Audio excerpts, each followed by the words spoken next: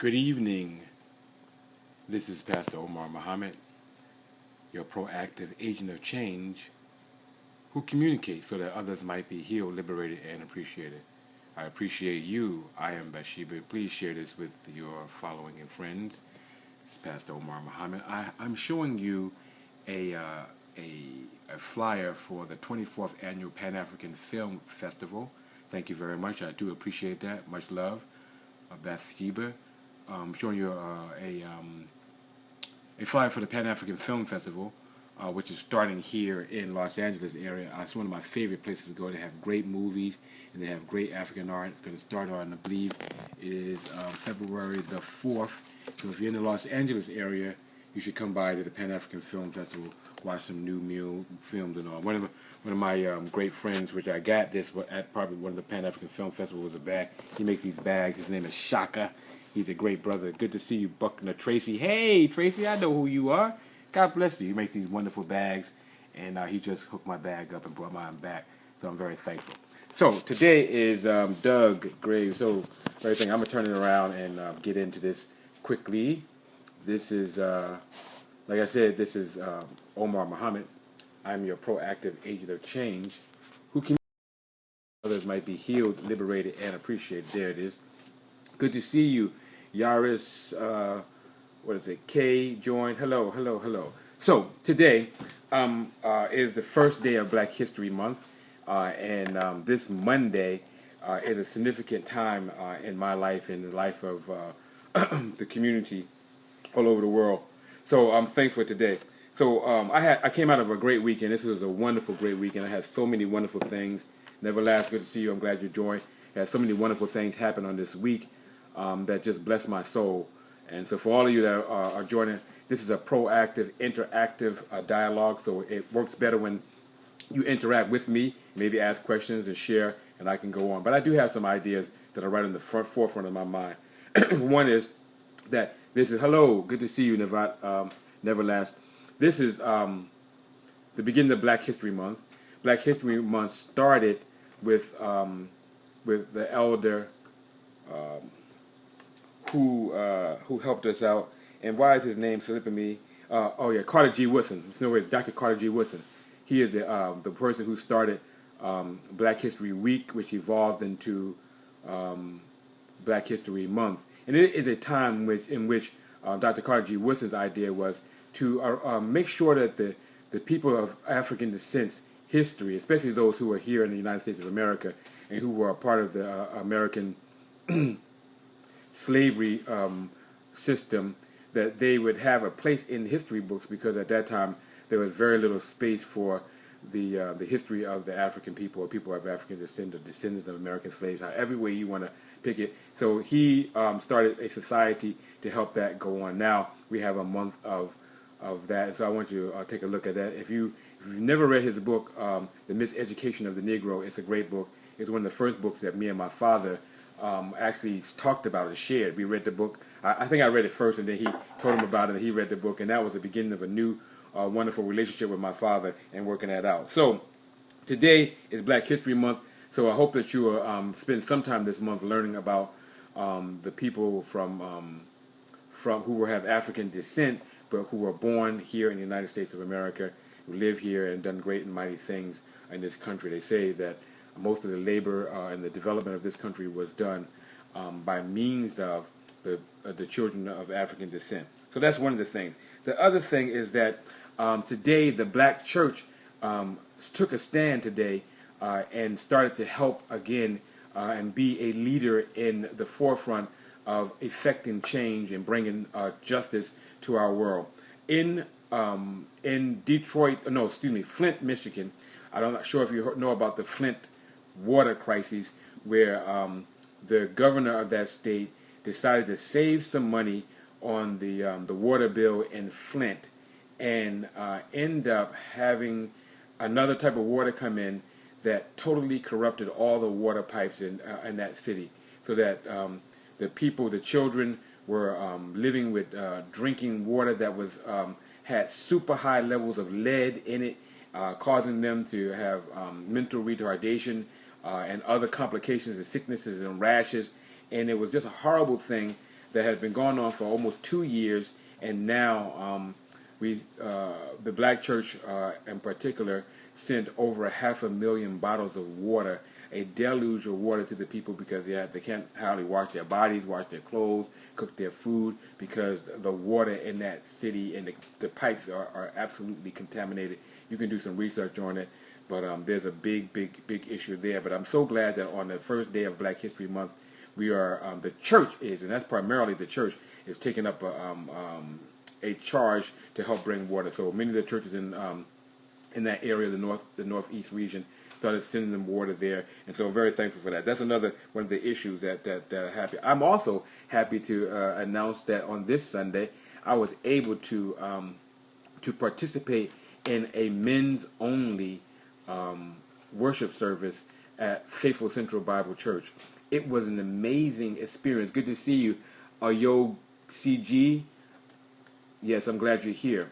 This is Pastor Omar Muhammad. I'm your proactive agent of change who communicates so that others might be healed, liberated, and appreciated. And today I'm talking about Monday Matters, the things that touch my heart on this Monday. I have a weekly schedule where on Mondays I deal with Monday Matters, usually things that come out of the weekend, the things that are pressed on my heart. Those are things I share. On Tuesday is Table Talk with Pastor O, the conversations that I have in my daily going around. Sometimes I bring the subject of those conversations to the table, and we have Table Talk with Pastor O. On Wednesdays, it's Worldwide Wednesdays. This is the time I take to pray for the global issues of our world, and we lift up global issues and concern for that. On Thursdays, it's Thankful Throwback Thursdays, in which I go back to my pulpit preaching, teaching roots, and I just take something out of the ancient scriptures of the Holy Bible, and I just teach from that particular portion.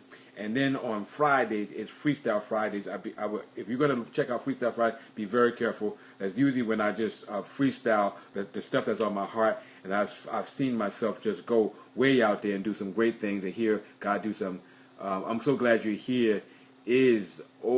Vani, I'm so glad that you're here.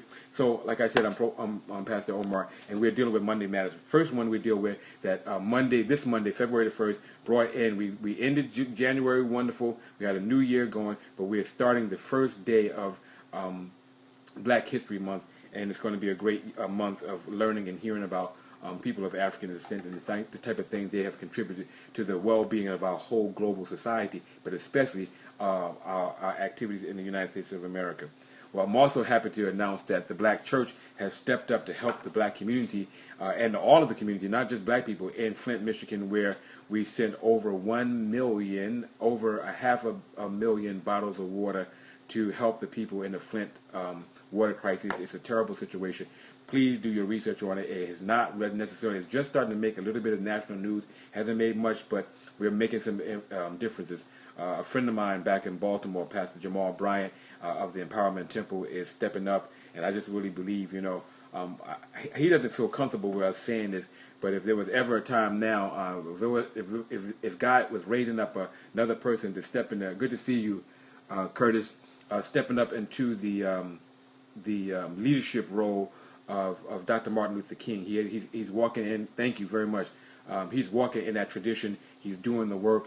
He's right on the front line, and I definitely encourage you to do it. He's not a perfect man like none of us, but he is using his pulpit, he's using his voice, he's using his periscope and other things to really help our community and to do better things.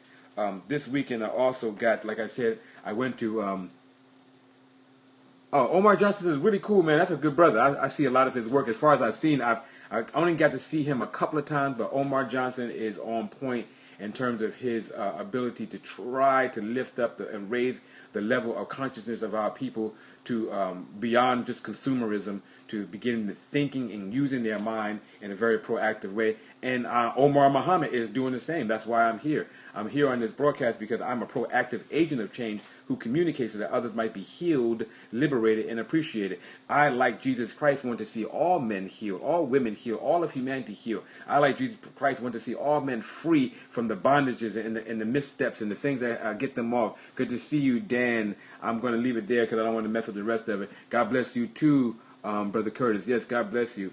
I'm so glad for the people that God has in our place. I'm so glad that God is doing such wonderful things in our environment, and we're doing great things for the kingdom of God. It's no wonder that God is blessing us and encouraging us to go forward to do great and mighty things. So I'm very thankful for that. So the thing that blessed my heart this Sunday, was I got to participate in something called the Men Only meeting. We had 2,000 men only at a 9:30.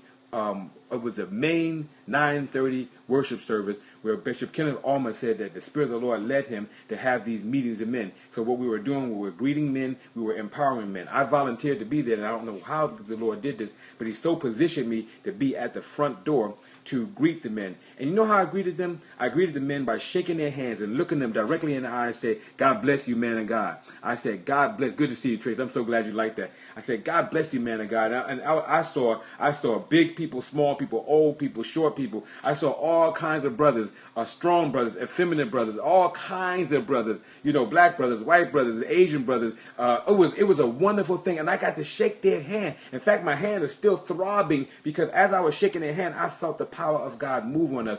And these men pushed their way through the rain. I mean, they were coming in there with their umbrellas. They were coming in with their trench coats on. You know, them East Coast brothers had their trench coats. I was one of them, had my old trench coat, and we were pressing our way because I believe that God has put a holy angst and desire on men to come back to God. And this is what Bishop Omar taught us, that when we position ourselves, when we get in our position, then the blessings that God has for us can flow through. He talked about how in Genesis there was a mist in the air, there was no rain, no water, no clarity, no rivers, and there was confusion. But once God placed man where he's supposed to be, then He was able to allow man to have the water. Then he did an illustration about being on the potter's wheel. It blessed me because we are all, basically, I like to do it like this, cracked vessels on the potter's wheel. And while we're in God's hand, on His holy will, He shaped us and molded us to be the beings that we need to be. This is the calling upon our life. This is what God had me to do. So I had the blessed opportunity to shake just about 1,500 men's hands, look them in the eye, and encourage them with the word, "You welcome, thou man of God." I'm so glad you kept your godly appointment. And this is what we need to be. We need to be men of God, keeping our godly appointment, not just on that particular Sunday, but every day, listening to hear God's voice. Good to see you, Curtis, and hoping that God will bless. Good to see you, better. I'm so glad you're here. Listening and hoping that God will just bless us and encourage us, because, see, they said, if my people who are called by my name will humble themselves and pray and seek my face, then will I will hear from heaven and turn them from their wicked ways. Listen, God got some work for us to do. God got some encouragement for us to do. But all of us men need to get in our rightful place. So I'm glad about that. And that was one of the Monday Matters. The other thing I realized that no matter what's going to happen in this particular season, we're going to have to work together. All people, all of humanity, black, white, rich, poor, Christian, Muslims, and Jews, all of us to work together for our own help and healing and deliverance. God is calling us in this day and time. We cannot just do things by ourselves. I was looking at how Pastor Jamal got all that water there to Flint, Michigan. It was a collaboration of churches. They didn't care about the denomination. It was the Baptists working with the AMEs and the Methodists. It was all of them working together to make sure that there was. Good to see you, MD Lady, Dr. Lady One. I'm so glad you're in the house. This is Pastor Omar Muhammad. I am your proactive agent of change who communicates so that others might be healed, liberated, and appreciated. And right now we're going down the Monday Matters issues. And tomorrow we're going to do table talks with Pastor O. So I just wanted to share with you, this is the thing that God's put on my heart, that we have to communicate. We have to share with one another. We have to realize that this is a great time to be alive. Unity, right? I read today, I think it was Psalm 133. I can't remember what verse, maybe 1. It said, how wonderful and good for men to dwell together in unity. Love and unity. It blessed my heart. And that's what we saw on this Sunday. It was a foretaste of glory divine, where the men are pressing their way into the space, into the face, into God's presence so that they can receive the holy spiritual anointing and impartation so that they can be the heads of their household. Oh God, help me today to be a better head of my household, and help all those men who came in there to be better heads, Father, to walk with integrity, to walk with wisdom, to walk with knowledge, to work with understanding, to walk with God. Good to see you, King Dickinson. I'm Dickens 6. I'm so glad you're in the house. We're about to close up this broadcast in just a few minutes, but you can check it out on the rebroadcast on catch.me. Omar A. Muhammad. Catch.me. All of my replays are there. Or if you can't find me there, most of my upload to YouTube. And I don't know what my YouTube handle is, but I think if you type in my name, Omar A. Muhammad, something will come up for YouTube. Yes, Christians. Yes, Christians are definitely there. And most of the material that I have in there will definitely appeal to Christians, but I believe that God has given me a universal calling to speak to all people, not just the Christian people, but to all people on universal principles of love, truth, and righteousness. I got a question. Go ahead and throw your question now, because we're about to close this out. The other thing I want to tell you about in the Monday Matters is that I'm excited about an event that's getting ready to come up in which my wife and I, how was God made? God was not made. God was not made. So that's an easy question. God is the creator. He's not made. Now, there are some people who do believe that, since you brought that question up, so I'm going to work with you from where you were. There are some people who do believe that there was an internal need in humanity there was an internal need in humanity to create a God, and usually that God was created in the image. One of the biggest experiments that I did while I was in the library, I used to work in the SOPA library at Morgan State University. I loved that job. It was one of the best jobs I ever had. But one of the things, one day I was led to go and see how God was depicted in literature and art. And what I looked at, I noticed that I looked at all different kind of arts, and they all depicted God in their image. Like if you looked up the Ethiopian, how they thought about God and Jesus, all of them have these like kind of like larger heads and slanted eyes. When you look at the Chinese, they have the God image and his image. So it seems like everybody creates God in that sense in their own image, makes God in their own image. Where the truth be told, so are everyone brothers and sisters from Adam. Oh, of course, you know that. I mean, that's an obvious thing. You know, according to biblical tradition, it says that God created all of us from that prototype family, Adam and Eve. And that he told them to be fruitful and multiply and to replenish the earth. Some of the things I like to always encourage people to do is just do simple things. Lift up your shirt, put your hand on your navel, and realize that that navel is a connection to some other human being, and that connection, almost everybody on this earth has a navel. Now, I am concerned because I do think that one day that we're going to have a being on this earth that doesn't have a navel, and I'm not sure how they're going to work that out, and then I want us to be very careful about that and making sure that's not some created, some kind of made-up thing in a test tube or something like that. That's why it's sin already in our blood. Okay, yes. And sin means what? To miss the mark. You know, when you look up sin, it's hamartia. It means to miss the mark. If you're pointing at the arrow and you got to shoot that arrow and like boom, and you point it, you're trying to hit the bullseye. And here's what I've been teaching people to help people understand that, because it gets so convoluted and people try to give hierarchies and lowerarchies in terms of sin. But here's the deal. Sin is anytime we miss the holy mark of love, because God is love. God is agape. God is love. And anytime we miss his character, anytime we miss his way of being in our humanity, is sin, is missing the mark.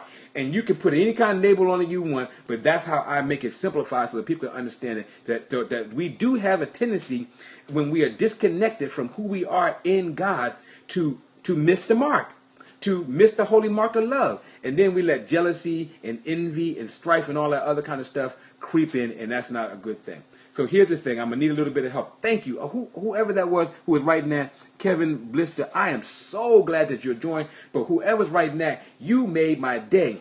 You need to put your name up. You need to follow me on all the social media, and I will follow you, and then we can interact and dialogue, because you, my friend, blessed my heart today. You, my friend, made this dialogue because I was created to be an answer man. You ask the question. Now, I'm not going to say I'm going to always have the answer. Sometimes I'm going to say, I just don't know the answer to that. Let me look at that. Let me come back to you.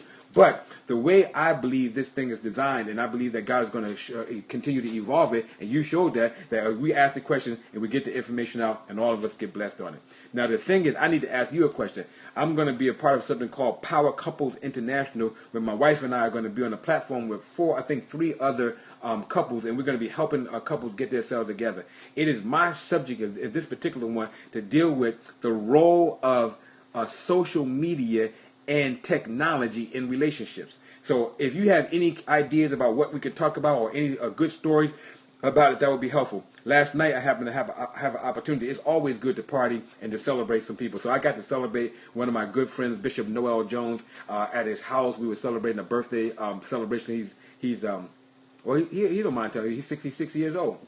And it blessed me. So there was a young person there, and I began to open up this discussion. I said, look, I need some help with that. And she told me how her boyfriend broke up with her because he said that she spent too much time on social media. And I asked her what are her favorite social media venues. She said Snapchat, Facebook, and I can't remember what other one, but I remember it was Snapchat and Facebook. And she said that, I said, well, would you be you be on social media when you are having a date or you at the dinner? He said, I would be at the movies, and every now and then I'll be texting, or I'll be at the dinner and everything. When he walks away, I come back and I'll be doing it. And so I said, okay, I can see how the person can get a little bit jealous over that. Anybody else have any other issues with social media? I know sometimes people are dealing with their exes making friend requests, and next thing you know it's trouble, or somebody had that smartphone who didn't erase their text messages and they got issues, man. So we got to learn how to live in this high tech, low touch. You hear what I said? High tech, low touch relationships and situations. It creates either a bad image or a fake image. Yeah, for some people, it's a fake image. Now, you have to understand, I knew what social media was coming in the gate. So when you see it's raw me, there ain't no fakery or anything up in here. I got gray hair. I'm an older dude. I love hats, but I love God and I love life. And it is what it is. I try to give, like whoever came up and asked those questions earlier, I try to give them the straight skinny. Now, but there's some people I do know who are making false personas and doing all kind of crazy things. In fact, I thank God he's given me the wisdom on how to see it coming. So use the time on Facebook, I can see it coming. Here's one thing going to help you. If you are especially a man or women who are trying to avoid the traps that are on Facebook, or here's one thing you want to do. If it appeals to your flesh, it's probably a trap. Or what I mean by that, there's a voluptuous person on there, and you or a scrumptious, handsome being, and you looking at it, and you checking to see, and you looking at the pictures. You already know you're going down the rabbit hole. Stop. Reverse that. Don't even go there. And what I do is I just delete them. Delete. Nope. Nope. Request. I don't need that. And because it's only like 1 or 2 pictures and nothing else. You already in the trap. Get out of there. And I've seen how they did some of it, because I realized that some of my brothers and sisters, they get caught up before they know it. Because I used to say, if they on it, then I'll be on it. But now I don't even do that, because I know that brother might have got caught up in that moment and got carried away, and now his name is connected to whatever kind of stuff they got going on there. It is sad to see a hopeful mate act bad for the sake of attention. Wow. Tell me a little bit more about that. It's sad to see a hopeful mate act bad for the sake of attention. Oh, I can see that. Yeah, I think I understand that. And what I discovered, if I got with you, people are using. That's what I was going to say. If people are using their bodies as advertisements, they're using these. I saw something today was just totally out of order, and they're using their bodies, they're using their flesh to attract. If you have to do that, then you're down the wrong track. You should be using your spirit. You should be using your mind. You should be using your relationship with God to drag. Because the light of God is going to shine through you. The light of wisdom and peace and harmony is going to shine through you. You don't have to sell yourself or sell your body. Is that what you're trying to get at? I hope that's I'm coming down the right track. If I'm not, please let me know. Anyway, so our last. Okay, good. Thank you, Kevin Bister, because it's crazy. And we do see some beautiful people on there. Thank you. I appreciate the good teaching. I appreciate the love. Show me some love. Send some love up. Next time you see me come on, check out my replays. Like I told you, I'm on. If you like my art, thank you. I appreciate that. If you like my art, if you're like an artistic person, I got this piece of artwork when I was in South Africa. I brought that back with me. I love art. I love taking pictures and all that kind of stuff. So I'm at Yaso on Instagram. If you like Snapchat, I'm Omar A. Muhammad on Snapchat. If you like Facebook, I have a public figure page, Omar A. Muhammad THM. That's my public figure page. That's more of the spiritual, intellectual kind of work. When was I in South Africa? Wow. It was been almost, I guess, 8 or 9 years now. I was in South Africa, and I loved South Africa. In fact, I consider South Africa a place where I can consider moving my family to. And doing that because it was so much like Southern California, and it had all the amenities, but it was on the continent of Africa, and it was just a blessed place. The first place I went to Africa was on the East Coast to Kenya. How they treat Americans fine, but they treat Americans fine who treat them fine.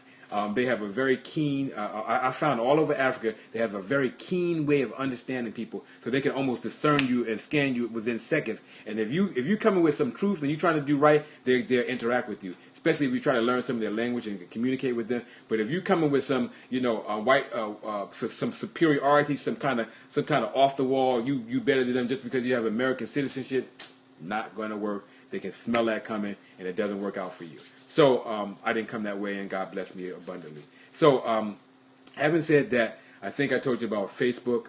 I told you about, I have a Twitter account. I'm Pastor_Omar_ on Twitter. I'm always trying to communicate so that others might be healed, liberated, and appreciated. Tracy, I love you. Big up to my big homie, pastor and friend, Byron Davis, because he helped me to come. He has this program called Paid to Be Me. You need to look that brother up because he helped me to come up with that concise statement. We sat in a room for maybe 2 days and we just worked out and hammered it out. And then I found out what my purpose of life is. I like to talk and I like to communicate so that others might be healed, liberated, and appreciated. This is how I always close off my broadcast. I close it off with this.